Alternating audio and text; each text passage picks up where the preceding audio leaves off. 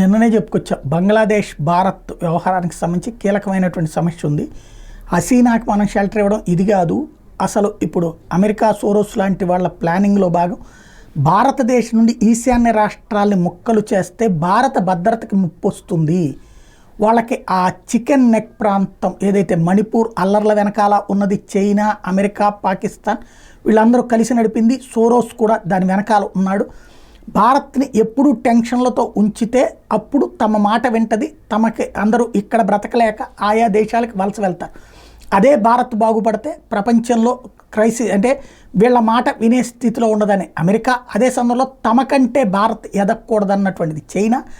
పాకిస్తాన్కి వచ్చేటప్పటికి పొరుగు దేశమైనటువంటి మనం బాగుపడటం ఇష్టం లేని దరిద్రం. ఆ ముగ్గురు కూడా దుష్ట శక్తులయ్యి చేస్తున్నటువంటి పన్నాగం. ఎస్పెషల్లీ వీళ్ళకి కావాల్సినటువంటి పాయింట్ ఏంటయ్యా అంటే చికెన్ నెక్ పోర్షన్ ఏదైతే నార్త్ ఈస్ట్లో ఉన్నటువంటి పోర్షన్తో పాటుగా సిలిగురి ఏరియా వెస్ట్ బెంగాల్లో ఉన్నటువంటి దాన్ని ముక్కలు చేసి అలాగే అటు పక్కన ఉన్నటువంటి మయన్మార్లో ఉన్నటువంటి కొంత ప్రాంతాన్ని కలిపేసుకోవాలి అన్నటువంటిది, దాన్ని ఒక దేశంగా ప్రకటించి తమాదుపులో పెట్టుకోవాలనినేమో అమెరికా వాళ్ళ ఆలోచన.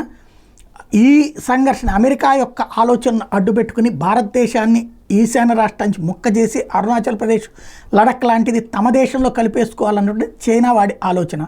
అలా భారతదేశం ముక్కలైతే అప్పుడు తామొచ్చి మిగతాది పూర్తి చేయొచ్చు అన్నది పాకిస్తాన్ ఆలోచన. ఇప్పుడు అప్రమత్తంగా ఉండడంతో పాటుగా ఎస్పెషల్లీ ఏదైతే ఈ north east along with Siliguri ప్రాంతం, వెస్ట్ బెంగాల్, ఈ 4 ప్రాంతాలని కలిపి ఒక ఏదైతే కేంద్ర మన ఏదైతే ఢిల్లీ తరహా వాతావరణం తీసుకురావాల్సిన అవసరం ఉంది, కేంద్రపాలిత ప్రాంతం కింద మార్చాల్సిన అవసరం ఉంది.